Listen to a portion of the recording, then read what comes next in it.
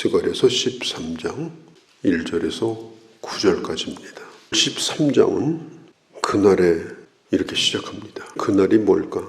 12장 11절에 보면 그날에 하나님의 백성들이 애통한다고 나와 있습니다.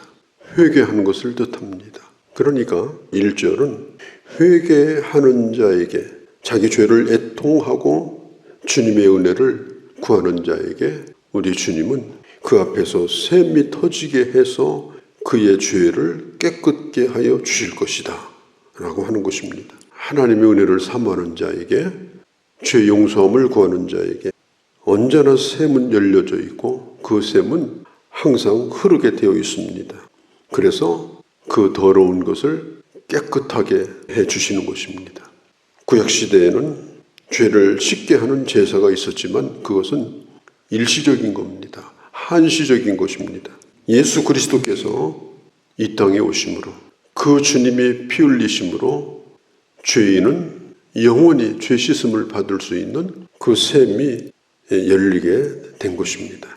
죄와 더러움을 씻는 샘이 열리게 될 것이다, 그렇게 말합니다. 우리가 잘 부르는 찬송 가운데 258장에 샘물 같은 보혈, 이런 찬송이 있죠. 샘물과 같은 보혈은 주님의 피로다. 보혈의 죄를 씻으면 정하게 되겠네. 죄를 지은 자가 주님 앞에 나오게 되면 그 보혈의 샘이 그를 깨끗하게 씻어줍니다. 그런데 인간은 주님으로부터 깨끗함을 받기보다는 자기 스스로가 깨끗하게 되려고 노력합니다. 이것은 샘이 아니라 웅덩이에서 자기를 계속해서 씻는 자와 똑같습니다. 에레미야서 2장에 보면 13절에 이런 말씀을 합니다. 내 백성이 두 가지 악한 일을 행했는데 첫 번째는 샘의 생수의 근원을 버린 것이다 그랬습니다. 생수의 근원을 버리고 스스로 웅덩이를 판 것이다. 결국 그 웅덩이는 물을 끝까지 담지 못하게 될 것이다 그랬습니다. 웅덩이를 파놓고 내가 거기서 아무리 씻어봐야 그건 구정물입니다. 그것도 오래가지 못합니다. 다 물이 스며들고 말라서 나중에는 터진 웅덩이가 되어서 아무것도 남지 않습니다. 결국은 메마르게 되는 거예요. 1절에 있는 대로 죄와 더러움을 씻는 샘은 주님으로부터 수화죄함을 받는 것입니다. 히브리서 9장 13절 14절에도 이렇게 말하죠. 흠없이 자기를 하나님께 드린 그리스도의 피가 너의 양심으로 죽은 행실에서 깨끗하게 하고 살아계신 하나님을 섬기게 하지 못하겠느냐. 예수 그리스도의 피가 우리를 깨끗하게 하고 그리고 담대히 하나님 앞에 나와서 하나님을 섬길 수 있도록 한다라고 말합니다. 요한복음 7장에 보면 38절 39절에 명절 끝날이 오는데 그 명절 끝날에는 나를 믿는 자마다 그 배 안에서 생수가 터지게 하는 은혜를 주시겠다고 약속했습니다. 1절 말씀을 꼭 기억하시기 바랍니다. 그날의 죄와 더러움을 씻는 샘이 다윗의 족속과 예루살렘 주민을 위하여 열리게 될 것이다. 우리는 바로 그런 은혜 속에서 살아가고 있는 것입니다. 2절과 3절, 4절, 6절까지 스가랴 시대에 활동하던 거짓 선지자들, 또 거짓 메시아가 활동하고 있었습니다. 우리 주님께서 말씀합니다. 그들을 반드시 제거할 것이다. 그들이 있었는지도 기억하지 못하게 그들을 잊어버리게 만들 것이다. 완벽하게 그들을 끊어낼 것이다. 그렇게 말씀하고 있습니다. 하나님과 우리 사이에 끼어드는 게 우상입니다. 하나님의 사랑을 빼앗게 만드는 게 우상입니다. 하나님보다 더 사랑하는 것. 그래서 골로새서에 보면 3장 5절에 우상은 뭐냐? 곧 탐심이다 그랬습니다. 하나님의 은혜로 만족하지 못하고 탐심이 되게 있어서 어떤 것을 끊임없이 가지고자 하고 탐하고 이렇게 하게 되면 결국은 그것이 우상이 되는 거예요. 그것이 인생의 목적이 되는 거예요. 그게 우상에 빠지는 것입니다. 그러면 내가 누구인가를 제일 잘 아는 게 누구냐? 나와 가까운 사람입니다. 아마 자식에게는 부모가 제일 잘할 겁니다. 자기 자식을. 그래서 3절은 이렇게 말합니다. 사람이 아직도 예언할 것 같으면 그 다운 부모가 그에게 이르기를 내가 여호와의 이름을 빙자하여 거짓말을 하니 살지 못하리라. 이제 끝난다는 겁니다. 부모가 자식이라도 그런 일을 행한다면 그 자식을 얼마나 잘 알겠어요. 그게 가짜라는 걸 알잖아요. 그러니까 그것을 내버려두면 안 된다. 끊어내야 된다. 그렇게 단호하게 말하고 있습니다. 그럼 거짓 선지자의 특징이 뭐냐? 흉내내는 거예요. 자기가 정말 그런 것처럼 마태복음 7장에 보면 거짓 선지자가 나오죠. 나더러 주여 주여 하는 자마다 다 하나님 나라 가는 것이 아니다. 예수님께서 이렇게 말씀해요. 거짓 선지자의 특징이 뭐냐? 주여 주여 하는 자. 이 사람은 아예 입에다 주를 달고 다녀요. 이래도 주여 저래도 주여. 주님을 한 번 불러서는 안 돼요. 적어도 3번은 불러대요. 늘 외칩니다. 그런데 이 사람은 진정으로 주를 부르는 게 아닙니다. 주님을 빙자하는 것입니다. 주님을 빙자해서 자기가 진짜인 것처럼 가정을 하는 거예요. 4절에도 털옷도 입지 아니할 것이며 그랬습니다. 왜 털옷이라고 했는가 하면 엘리야 선지자가 털옷을 입고 선지자 일을 했거든요. 이스라엘 백성들은 엘리야 선지자를 아주 존경했습니다. 그런데 그때 당시 가짜 선지자들이 털옷을 입고 다녔어요. 그게 무슨 뜻인가 하면 나는 엘리야 선지자 같은 위대한 종이다. 흉내내고 다니는 거예요. 그렇게 보이려고 하는 겁니다. 그때 주님이 말씀합니다. 5절에 거짓 선지자들은 자기를 선지자라고 하지 않을 것이다.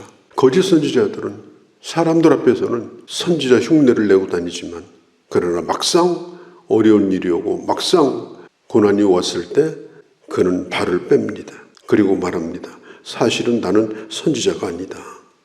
그러면서 뭐라고 얘기하는가 하면 나는 저 농장에서 어렸을 때부터 거기서 일했던 사람이다. 나는 농사꾼이다. 그리고 누가 와서 물어봐요. 당신 그 상처는 어디서 난 상처냐? 그 상처가 뭔지 아십니까? 그때 당시 거짓 선지자들은 자기가 얼마나 신령한가 하는 걸 보여주면서 막 무슨 신 받는 것처럼 그런 쇼를 했어요. 바알 선지자들이 그렇게 했잖아요. 막 칼로 자기 몸을 막 상하게 하고 막 자기 피를 내고 막 이렇게 합니다. 그럼 사람들이 깜짝 놀라는 거예요. 야, 저 사람 진짜구나. 완전히 지금 신이 내렸구나. 그래서 누가 물어보는 거예요. 너 진짜 신이 내렸냐? 그러니까 하는 얘기가 뭐라고 얘기하는가 하면 이건 내가 친구 집에 술 먹고 집으로 돌아가다가 그냥 어디다가 부딪혀가지고 이렇게 얼굴이 상한 거다. 그리고 변명을 하는 거예요. 그러니 이런 거짓 선지자에게 쏘은 사람은 얼마나 불쌍한 사람이에요.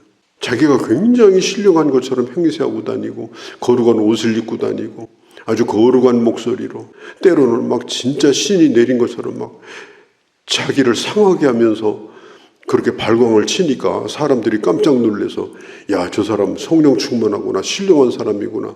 저 사람 따라가면 뭐가 되겠구나. 그렇게 쏘은 거란 말이죠. 그래서 누가 와서 진짜로 묻는 거예요. 당신 진짜냐 그러니까 아니, 나는 농사꾼이고 이런 상처는 그냥 내가 술 먹고 어디다 들이받은 거다. 참 기가 막힐 노릇 아닙니까? 지금 스가랴 시대에 가짜들이 그렇게 행세를 하고 다닌 거예요. 속이는 사람도 나쁜 사람이지만 이런 데 속아가지고 따라다니는 사람도 참 불쌍한 사람입니다.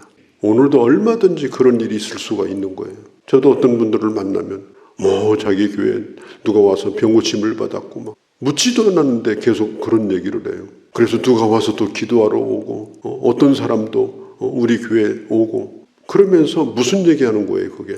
본인이 지금 얼마나 능력이고 신령한가 그걸 지금 얘기를 하는 거예요. 가짜 가죽 옷을 입고 스스로 몸을 상하게 하면서 사람들을 홀리는 거예요.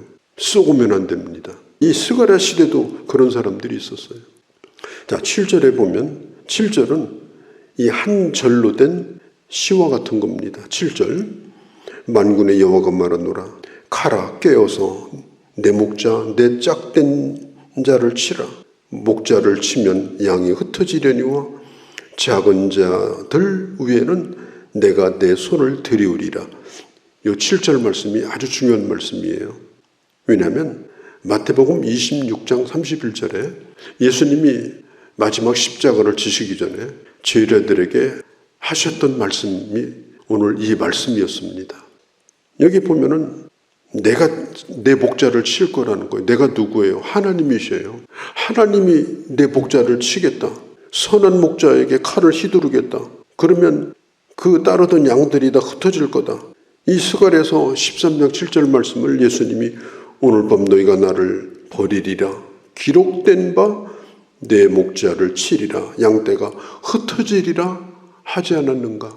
주님이 제자들에게 이 말씀을 하시는 거예요. 예수님이 고난을 받고 예수님께서 십자가를 향해서 가는 것은 그것은 하나님이 허락하신 일이다 하는 겁니다. 이것에 대해서 사도행전 2장 23절에 보면 사도 베드로가 오순절날 설교하면서 예수 그리스도께서 십자가에 죽으시는 것은 하나님이 정하신 일이었다 그렇게 말합니다. 물론 악한 자들에게 주님이 그런 일을 당했지만 하나님께서 그 아들을 내어주셨고 허락하셨기 때문에 주님은 그 십자가를 그대로 받은 겁니다. 7절 끝에 보면 작은 자들 위에 들이우셨다. 이 들이우셨다는 단어가 뭐냐면 치셨다 그런 뜻이에요. 손을 댔다. 하나님이 예수님에게만 그런 고난을 당하게 하신 것이 아니라 그를 따르는 양떼들도 손을 대셨어요. 그러니까 양떼들이 전부 다 흩어졌습니다. 어림을 겪으니까 흩어졌어요. 그런데 흩어질 때에 그때에 진짜와 가짜가 판명이 돼요.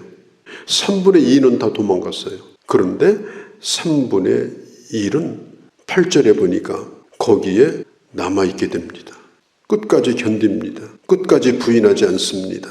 대부분은 주님을 떠났지만 주님을 떠나지 아니한 사람도 있습니다. 그 남은 자를 우리 주님께서 금과 같이 은과 같이 불 속에서 연단을 하시지만 결국은 빛나는 존재로 우리 주님께서 그를 만드신다. 9절 말씀. 환난의 불에서 건짐을 받은 자들이 살아남아서 주님의 이름을 부릅니다. 그때 주님이 말씀합니다. 너는 내 백성이라. 남은 자들이 나의 하나님 이렇게 부르니까 너는 내 백성이라. 마지막 대환란이 온다고 했습니다. 온 우주적인 그런 환란이 올 거라고 말씀했습니다. 그 환란 속에서 진정한 선지자도 진정한 하나님의 사람은 그걸 견디고 그리고 마지막 남은 자가 되어서 주님이 존귀하게 그를 만드시고 너는 내 백성이라고 불러주시는 그런 자가 되게 하겠다. 이 말씀을 하시는 겁니다. 예수 믿는 게 너무 편해가지고 이제는 순교하고 싶어도 순교할 자리도 없어요. 그런 편안한 시대에 우리는 살고 있습니다. 어쩌면 이 13장 말씀은 우리가 상상도 안 하는 그런 말씀일 수도 있습니다. 그러나 반드시 우리 인생에는 환란이 옵니다. 내가 목숨을 걸고 내가 하나님의 사람인 것을 지켜야 되는 때도 옵니다. 그것은 어려운 시련이기도 하지만 달콤한 유혹이기도 합니다. 그럴 때 나의 하나님, 거기서도 주님을 부를 때 주님은 너는 나의 백성이라고 인정해 주시는 겁니다. 그런 하나님의 사람, 하나님의 교회로 끝까지 남는 귀한 은혜가 우리 모두에게 있기를 바랍니다. 거룩하신 우리 아버지, 주님은 우리의 죄를 씻으시며 영원토록 나를 정결케 하시는 생명의 샘이 되셨고 지금도 나를 정결케 하시는 주님임을 믿고 감사를 돌립니다. 마지막 때에 거짓이 판을 치고 어떤 것이 옳고 그른가를 분간할 수 없는 혼란스러울 때가 올 때 하나님의 사람임을 언제나 잊지 아니하고 어떤 일이 있다 하더라도 흩어지는 양떼가 되지 않게 하시며 끝까지 내 자리를 지키고 은혜의 자리를 지키고 나를 지키며 하나님의 교회를 세워나가는 그런 주의 사람들이 다 되게 하여 주시옵소서. 우리 주 예수님의 이름으로 기도하옵나이다. 아멘.